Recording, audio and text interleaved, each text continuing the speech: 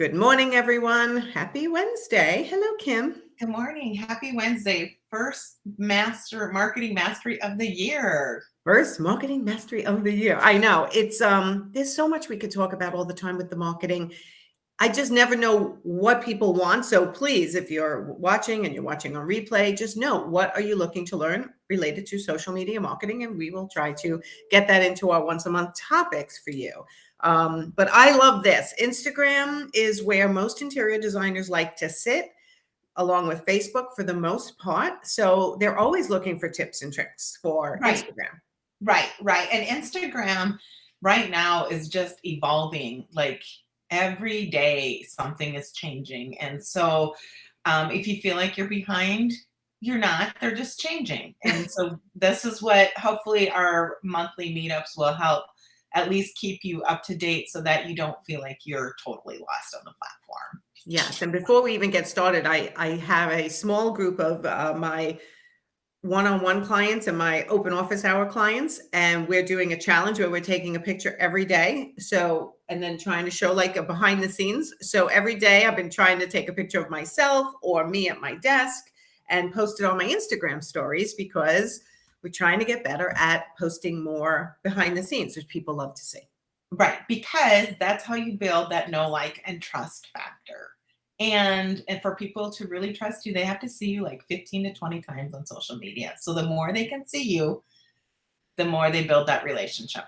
All right. Well, let's get going. Let's start with, we have a lot to go over today. So Instagram tactics to stop using right now. What would those be? Right. So the first one is follow, unfollow. So this used to be a trend a few years back where you would go in and you would follow someone, and then as soon as they followed you, you would unfollow them. It doesn't work. It doesn't work. It's a waste of time. Stop spending your time doing it. Okay. Just throw that off the radar. The next one is actually a question that I saw asked in the group, in your group. I think it was last week, and I went to do research, and this is kind of information I found. Was she had asked about engagement pods. And if people aren't familiar with engagement pods, it is where you have a group of people and you all engage and follow each other and interact each other with your post on Instagram.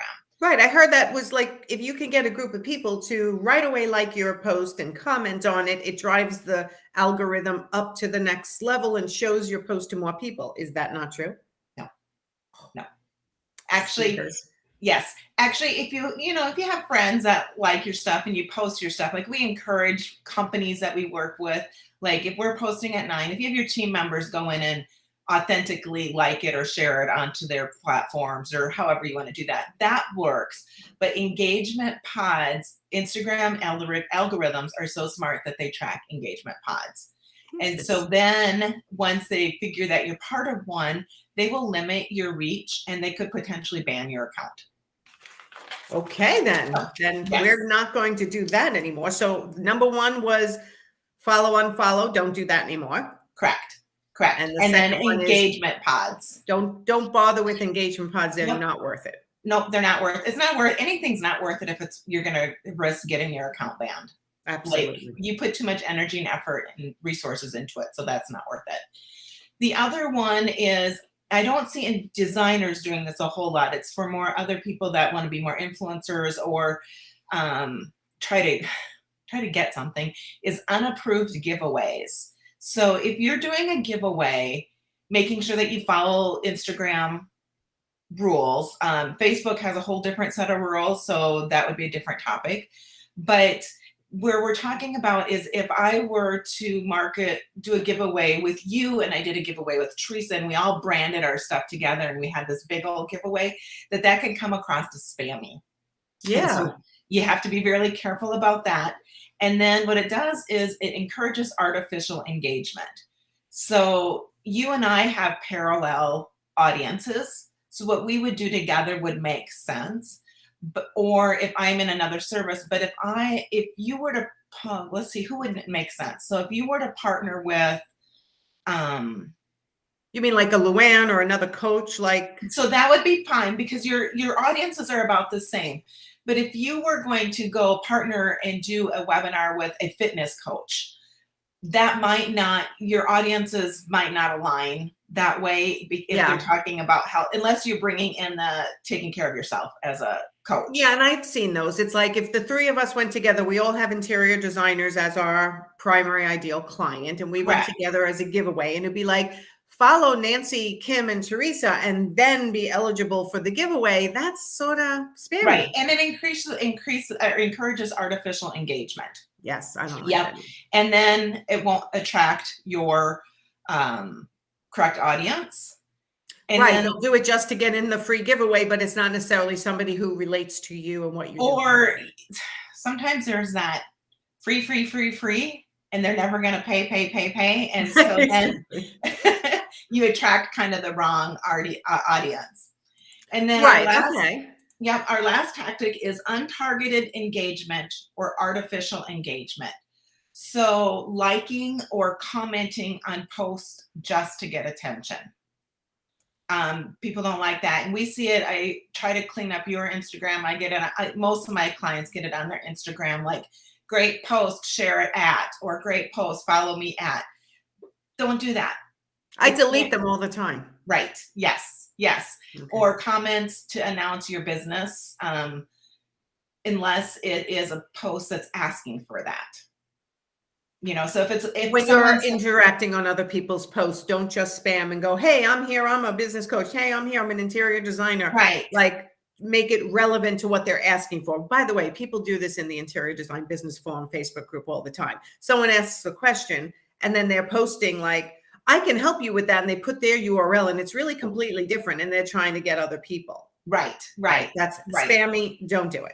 Right. And it builds bad relations with the people's posts that you're on. Well, it also gets them blocked from my group. Like when I see that, we don't even want people anymore. We just block them from the group. They can't participate anymore. So they either follow the rules or not. So I like that artificial engagement on Instagram and Facebook are really just not right the way you want across the whole board. Is that, remember, if you were going on a blind date with somebody and they met you and it's like, hey, I'm Kim and I'm this, and this, and all you know is about me, that relationship isn't going to go very far. Yes. And so thinking about how it's more about building the relationships, and that is really the success on social media, is showcasing who you are in the services so you can meet new potential clients, but then building that relationship and then taking that relationship offline and proceeding down the sales funnel. Gotcha. Okay. So those are the 4 tactics to stop doing right now. 4 Instagram tactics to stop doing right now. Don't do the follow, unfollow. Don't do engagement pods. Don't do unapproved and not like valid giveaways, just trying to get engagement and following. And don't do artificial engagement on other people's posts, trying to spam their posts, trying to get more business. Correct. Don't do any of that. Correct. So that's not what to do. Now we're going to talk about the 9 things you can do to help optimize your Instagram. And we're going to just start going down your whole feed. We'll go step by step. So your Instagram bio.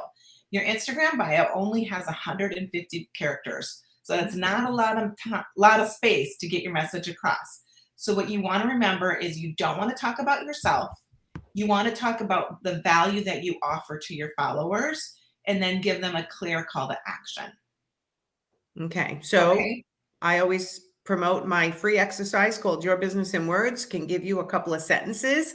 It's free in my business building boutique. Go to my website, top left, interior designers, and find that Your Business in Words. And that first sentence or 2 can be part of your bio for your Instagram. And it's clear, it's concise, and it'll help you attract your ideal client. Right. Yep. And one thing I recommend for designers, especially if you have a local based business and you're not virtual, is include your location. Make sure that people know where you're doing business at, because that's probably the number one thing when I do audits. I don't know where they're at. So I don't even know if I can work with them. And so putting in your location, like Salt Lake City area, New York City, Long Island, putting those in, it helps with the algorithm a little bit. If people are searching, they can find you a little bit easier. And then it gives people a clear place of where you're at. Yeah, so, I mean, as an interior designer, if you don't have your location on your Instagram and you're not just virtual design, that's crazy. Like, you have to have your location. People like your work and they look, and if they have to take one extra step, sometimes you lose people. Correct. So that's the Instagram bio is number one. Number two is your profile photo. Some people will put in their logos for brand recognition, but really a personal photo of the owner, the president, the whoever really attracts more, building that know, like, and trust. And so that is the place to put your picture, is using it on the. And I know there's a lot of interior designers who struggle with putting their face out there, but it helps people know who they're working with or who they're reaching out to. And it really does make a huge difference. I don't reach out to people anymore who don't have their pictures on their website even. Right. And you can carry your branding through your images and the stuff that you're posting, but having your photo out there, and think about it how we do it ourselves. If I see a picture of someone, I'm automatically knowing if I like and trust them versus their brand First logo. impressions. Yes. Mm-hmm. And then this third thing is account type. I get this question quite a bit, is should I stay in a personal account, creator account, or business account? If you're doing business and you're using Instagram to do your business, use a business account. You could do creator or business account. Isn't creator more for, I don't know what I am on Instagram. I'm probably a creator, I would think. More like creating content out in the world, growing internationally, like more of a it can. I think we actually have you business simply because a lot of the platforms don't allow us to post to creator accounts because of the way that's set up. Interesting. So as far as reach and engagement, everything else, most of the time it's the same.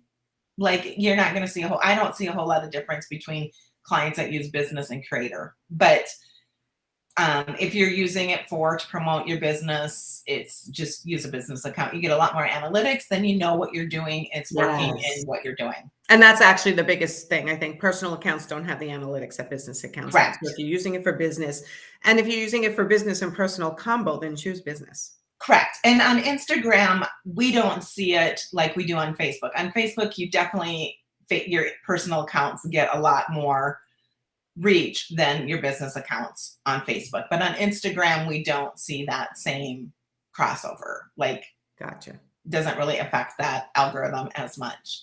Okay.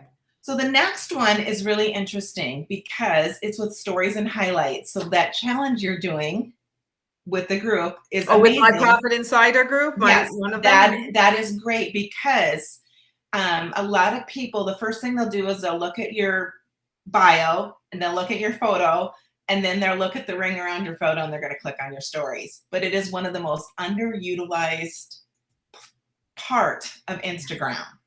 So, and then after that, they'll look at your highlights. And so I see people using stories, but they're not sharing them to your highlights. So if you can share them to your highlights, the thing that I see that people make the most probably error or mistake on the highlights is that I'll see some designers and they'll do a highlight by project. So they'll say Highland Avenue, whatever. People don't necessarily care. They want to know about you. So it's better to take your service areas, or I even like to use your different pages on your website as your highlight. So if you have an about section on your website, if you have a service, if you have a portfolio, different things. Right. Using them as your highlights and being a little bit more broad, because once that project is done, then it's done. You're probably not adding any more highlights to it. So if it's a project you did 5 years ago, it's going to show up unless you delete that highlight. So making sure that you categorize, and based on your business goals and your content pillars is another word that sometimes we'll use, like if you've got different pillars of your content that you're using. Okay, so just for people who are watching, we're talking about if you are posting to your stories on Instagram, you can also then take that and add it to a highlight, which is the circles that save your pictures forever in the top, where sometimes people will binge in your highlights. Correct. Right? So we have a good question here. I don't know who's asking because you need to give Be Live permission to see your name, but I also did open up Facebook to see if I could see who's commenting. So the question is, what do you mean about adding the services as a highlight as category. So in other words, if they offer full service design, designer for a day, uh, designer on call, like different service models, or I do remodels and I do renovations and I do like that. You could do it that way if you have enough, if you're going to be taking enough story pictures. If you're not using stories much, or if you want to even have someone create some stories like in Canva or whatever, like services offered, and then just making services as one of those categories. Okay, so Carolina is Carolina is my brand photographer. So in her case, it's going to be her services that she offers, like, you know, 1 day, half day photography, full day photography, branding. Like she could lay out her services in the highlights, and then when she takes pictures that relate to that service, she can throw them up in there for people to see. Yes. Or I'll see other photographers, they'll do newborn, they'll do weddings, they'll do lifestyle, you know. That's a great idea. She could do interior designer, lifestyle shots, coaches, like the different types of people she serves could be her highlights. Right. And the thing to think about is, what are you taking pictures of a lot with your stories? And so that you'll have the highlights, or are you going to create some stories that you're going to post to your stories that explain a little bit more about your services? Okay, so you could do either or. So if you're posting purposely to add to your highlights, that's fine. And if you're doing it just to do in your stories and then add it to your highlights if it's appropriate, that's correct. And that makes the next thing is that making sure that in your Instagram settings, you switch on the story archive so that it's on. So that way, if you don't want to, sometimes when you're doing stories, you don't have time to switch and add the highlights. But if you have the story archive set up, then you can go back and add the highlights later. Oh, I'm assuming you do all that for me. Yes. Okay, good. And then when you notice in the highlights, some people will have the customized thumbnails. Yes. And those are always nice. I made a mistake on mine. I need to go change it.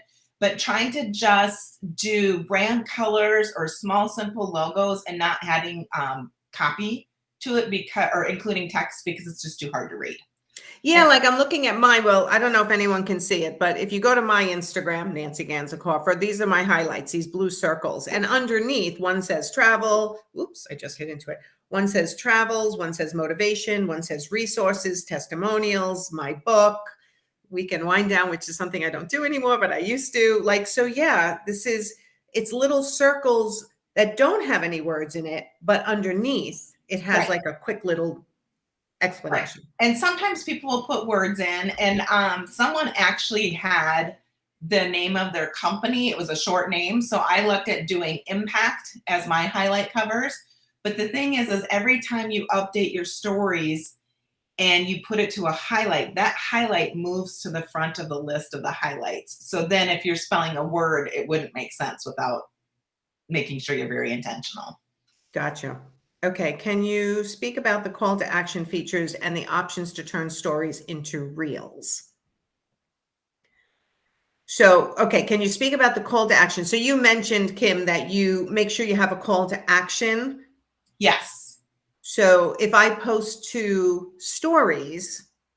So stories, your call to action is, if it makes sense, you could use the stickers and to engage, ask questions. Those are the call to actions.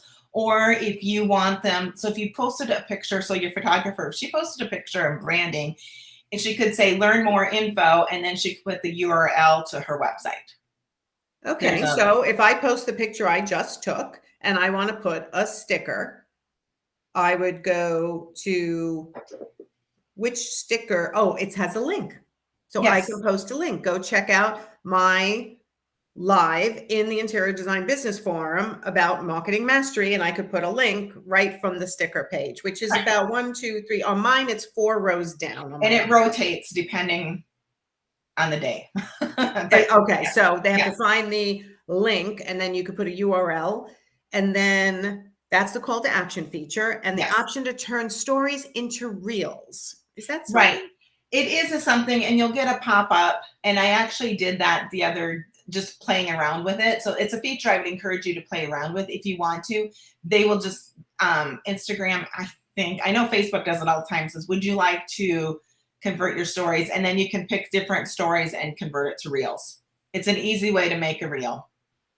So say that again. I dazed out because I was reading. So you could take your stories and turn them into a reel by just like choosing 10 images. Yes, yes. And usually Instagram will have a feature, I believe. I know Facebook has, it pops up. I'll go through my feed about 3-4 posts in and it says, do you want to take this highlight and make it into a reel? I did it the other day on Facebook. I clicked yes, and then I just clicked my stories and I added to So I did that the other day too. I was like, my phone just gave me a great reel to post, and it was so easy. I was like, this is great. I hope that Instagram continues to do that kind of stuff. It makes it so much easier for us. Right. And she says it's available on regular posts now. That's great. Not everybody has that option. So hopefully. So that's Carolina again. She has it already, but not everyone has it. When Instagram rolls out updates, they roll them out slowly. I don't know how they choose who they roll it out to. Sometimes I get them first. Sometimes I don't get them first. I don't know why. And I think Instagram is really trying to compete with the other platforms, and understanding that by not having the ability for people to include links, it really limits some of that. Limits the people wanting to use Instagram for businesses. Right. Okay. Yeah. Okay, good. So that's kind of the highlights and the stories. The next thing is just take a look at your feed and your whole Instagram, and does it resemble your brand and your voice? It's amazing how when someone will come to me and they say, well, I like your Instagram because it's nice and light. And you look at their Instagram and it's because they're picking all dark photos. And so just taking a look and just taking a step back, or asking someone that you trust, like, do you think this resembles my brand? And then reading some of the content. Okay, the next one is Content Mix and Captions. Reading your captions. Does it sound like you in real life? Or are you trying to be somebody else? And then how can you make it more sound like you? Because people really want the authentic is going to be like the word for 2023. Like they want it to be in your voice. And I have to tell you, it makes a big difference. I mean, we have content writers, I have blog writers, but once they really get to know my voice, it connects. And when I actually go old school and sit down myself and write a post in the Interior Design Business Forum Facebook group or anywhere else, I notice it connects even more than when my content writers do it, which is why everyone should try to find time in their day best as possible to create their own content. And then when they hire someone to help them, that person, like you guys do, get to know my voice and try to make it sound more like me all the time, as opposed to me having to do it myself. Or we even have clients that they'll just jot a few things down in their voice, and then we just take it and prettify it, make it pretty, and make it expand upon it. And yes. So however works for you. One thing to remember with captions is trying to include a call to action. So designers, I see a lot, we see your beautiful pictures, but what do you want us to do with that? And so you could say, follow me for more design inspiration, follow me for more tips, tap my profile for more details, comment to get more information. I hop on my calendar for a quick design chat about your project, anything like that. You want design inspiration, visit my website to see my portfolio. Okay, so people feel funny about making a call to action on every single post. You don't need to make it on every single post, but I would aim for, if you're doing 3 posts a week, I would aim for at least 1 post of the 3. Okay, and if you're doing 5 or 6 or 7, 3 a week can definitely be. Right. People want to know what to do with the information that you've given them. And we love to look at the pretty design photos, but if we want to build that relationship with you, we need to know what that next step is. And I will add a story to this. I remember when I started speaking on stage, somebody gave me great advice. They said they remember going to see 3 speakers in an event, and every speaker did a great job. And at the end, the first 2 speakers gave a call to action from stage. And if you want to, work with me, I'll be at the back table to answer all your questions and blah, blah, blah. Or if you want to know more about me, grab your phone and go to my website. The one speaker, this woman who was giving me advice, wanted to get more services from, didn't give any call to action from stage, and then literally ran out of the room. So think about when you're posting on social media, it's kind of the same thing. If you're posting and running and not giving somebody the next step, you're losing an opportunity. People need to know what to do next, which is why we always try to click on Kim's website and hop on her calendar or grab some of her products, like go take a look at her services. We always try to add that to all of these broadcasts because we're telling people what to do next. Correct, correct. And another example for in designers is if you are using stories regularly, you post a picture of a beautiful remodel or a before and after, you could even in the captions, for more design inspiration, check out my stories. So you're giving them something to do to build that relationship, then that know, like, and trust with you. Okay, so the call to action doesn't have to be like, buy this. It can literally be it's just so they can get to know you more. So it's beyond having coffee. Now you're going to have dinner with them. Okay, like, yeah, click here to read more about my blog where I go more in depth on this topic or something like that. Correct, yeah. And then making sure you audit and analyze your numbers. Take 10 minutes every month to look and see what were the most popular posts. Are you growing the way that you want to grow? Are you meeting the goals that you've set out for Instagram? And look at those popular posts and then do more of them. That's how to see what people react. Yes. Okay, so we have a question. How far ahead do you plan your posts? What is a good flow to start working with a VA? Any advice? The VA stuff might be a separate topic, but let's go with how far ahead do we plan our posts? Okay, so a lot depends on the client and their working style. Most of our clients, we plan out a month ahead of time. Some, if they are, it's 2 weeks. And then I have one designer that is a little bit more hands-on. We meet every week for 15 minutes and we pull images and discuss copy. And definitely one of my clients, I'm sure. Then we create it from there. So a lot depends, but I recommend always having a week ahead of time in case you have one of those weeks where you don't get to post on the fly. Yeah, and I'm going to push back on that. I think you have to have 2 weeks in advance, if not a month, because shit happens. And you can always go back and revise. And you can always add extra posts. I always figure we can add extra. So 80% of our clients, we are out a month ahead of time. When we take on a new client, we usually go week by week for the first couple weeks, then we go 2 weeks by 2 weeks, and then by the third or fourth month, we're doing monthly. Once you've got their voice down and their style and their brand. Correct. Got it. Okay. And I'm happy to answer any good workflow with the VA. If you want to send me a private message, I'm happy to answer the questions on that. Yeah, that's just another whole topic. Yeah, that would be too much time for today. Well, thanks, Gina. I'm glad you had your mind blown. We still have 2 more things here. One is audit your Instagram engagement. So are you following appropriate brand accounts and engaging with their post is one question to ask yourself. Appropriate brand accounts. So if you're an interior designer, you can follow furniture companies, you can follow other people who have the same target audience as you and do some genuine engagement with their. Correct. Or if you're a local designer and you work in just a local market, following local businesses like restaurants that you would frequent or where your clients would frequent, the local chamber, the visiting bureau, anything like that to get your name out. Yes.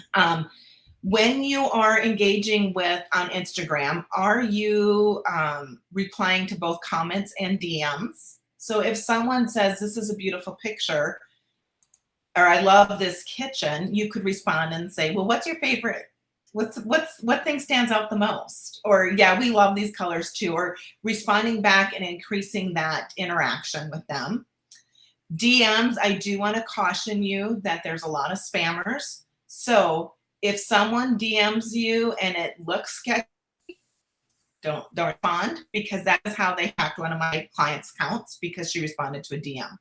All right, say that again, because so many people are getting hacked. One of our clients, our mutual clients, got hacked, lost their Instagram and their Facebook, and you posted a video. Well, I have a video. I haven't posted it yet. I asked you for permission and I haven't gotten it. So it's on my list. Oh my God, absolutely post it. I thought I watched it and told you to post it on how to secure. I really thought you posted it. Okay, I'm going. No, you told me to post it and I just haven't had a chance to do it. So. Gotcha. Okay, yes. So, but another client of ours got hacked on Instagram because someone DM'd her and she responded back, and I don't know how they were able to do it. She didn't have 2-factor on, but they were able to get into her Instagram account and they shut it down completely. Like, it's locked. There is no way we're getting this one back. So if it's spammy, if it looks spammy, if you don't recognize the person, if their profile doesn't look right, don't click on it. It's not worth it. If it's someone that's a legit client, they'll reach out a different way.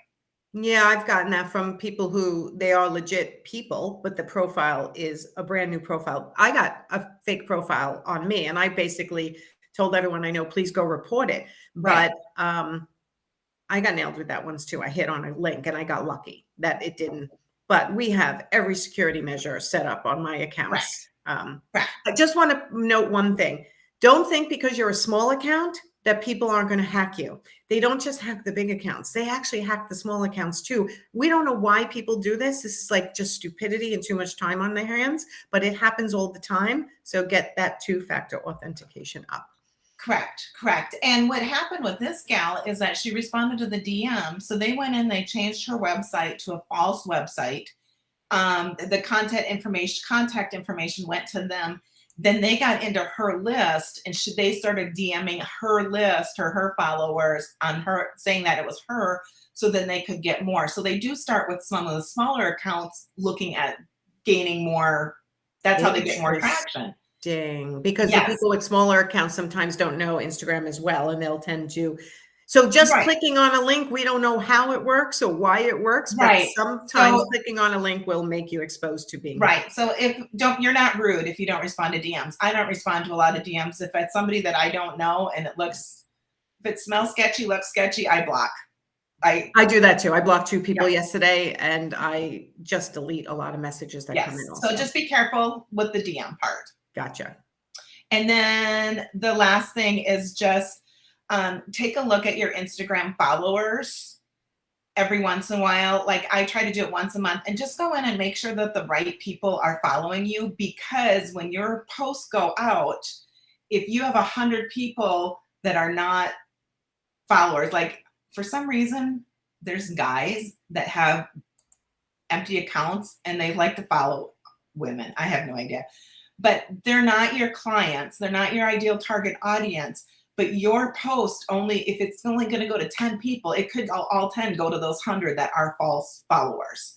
So you want to go in and check to make sure that your followers every once in a while. Now, don't go in today and remove 100 followers, because that triggers on Instagram. So go in, remove 10 or 15 followers when you're thinking about it, like if they're not the right people to be following you. Right. And that's going to change your statistics, everyone. So if you feel like, I'm going to give the example of my email list, right? So if I had 6,000 people on my email list, but 1,000 have never opened up an email except for the first time, why keep them on my list anymore if they've been inactive for 6 months? So we'll purge. So you go, oh my God, I went from 6,000 to 5,000 people on my list, and it gets you nervous. But now the same amount of people open it up, your percentages look better, they feel better, it makes more sense. Like, don't keep dead weight on your followers or on your email list is something that just makes sense. I have looked at accounts that are bigger than mine thinking, God, they're so big, but their interaction and their likes are the same. Correct. So that makes me feel like, well, they probably purchased followers in the beginning, which again, I made that mistake 7 years ago. I was like, oh my God, I want my Instagram to grow. So now still I get purging from old bad accounts, and it stops me from having authentic growth, because as I get authentic followers, 1 or 2 fake followers from years ago will drop off, and I purge them. Correct. And you want the right people to see your content. An example we had was that when we first started, we had a client that was into surrogacy, like they were a surrogacy agency. And they worked with somebody else, they bought followers. And when I looked at their following list, 95% of them were men that lived in the Middle East that were in their 60s. Yeah. That creepy. Yeah. So we had to basically turn off their account and restart a new one, because none of their posts would go to the 20-year-old women that it was intended for. That's so sad. Yes. So we gave a whole lot of information today. Yes, we did. Anyone who came in live late, go back and watch. Okay, this is living live. This will be living on YouTube, my LinkedIn, my business Facebook page, and in my group, the Interior Design Business Forum. And then Kim, you always share as well. I just want to mention, Carolina, you can go to the link freshimpactllc.com. This is in the description, so you can find a link to Kim. Unless, Kim, you want to also put a link to your calendar in there, that's up to you. Yes, and I hear that likes are going away and bookmarks are going to be it. Yes, they're always changing, trying to get it more authentic. And the vanity, it's hard. Some people really look at those numbers and it really impacts their day, like how many followers and stuff like that. You could have 100 great people that are just supposed to follow you versus 10,000 that don't even have anything to do with you. And so I know those numbers are hard. We look at them, we get discouraged. We're always trying to figure out how we can gain a bigger following. But the accounts that we work with that have the genuine, authentic connection, their numbers as far as engagement and interaction are just phenomenal. And the bottom line is, are you getting business, right? That's the goal, is to get the reputation out there for being great at what you do, and then eventually convert those people who need you for the service you provide into a paying client. So that, to me, is what matters in the end. It doesn't matter if you have 100 followers or 100,000 followers. Are you generating authority and getting known in your industry and your location for being good at what you do? And as an interior designer, that's what you want to do. So yeah, you gave a tremendous amount of tips today. People have to go back and listen. It was a whole training unto itself. Well, that's what we aim to please. Yes, we do. Yes. So, all right, Kim, tell them how to find you if they need help with their social media. And I was actually pitching your Get It Done Club yesterday to one of my Profit Insiders who's like, it was one of my one-on-one clients. She was like, how do I just stay motivated to post every week? I'm like, get into Kim's Get It Done Club, because that will give you the show up and get it done with your help. Right. The Get It Done Club was actually designed off of the designers that we work with, is that they want that hands-on, want to be able to do it, but lack a little bit of training sometimes, lack a little like the motivation. So we meet once a week on Zoom, and I am your accountability partner, your coach, your trainer, your teacher, your kick it in the butt and let's get going. Cracking the whip. Right. We right now we're working on developing marketing plans for the next 3 months so that we're not just always flying by the seat of our pants. And then we give resources and trainings and tools, and you have access to our social media posting platform. So it's really it's an incredible value. Tell everybody how much it is. It's $127 a month. And like I said, you get access to our scheduler, which is great because it posts to all the platforms, and it's a huge time saver. Awesome. Excellent. All right. Thank you, everyone, for watching. Go back to the beginning and watch if you haven't gotten all the tips, or if you're watching on replay. If there's any topics you want Kim and I to cover in our once a month marketing mastery, please put a comment below, tag me or Kim, so we'll know that we can put this into our queue of topics. Okay. And we will see you next month for Marketing Mastery. Thanks, Kim. Sounds good. Thank you. Have a great week, guys. All right. Bye, everyone.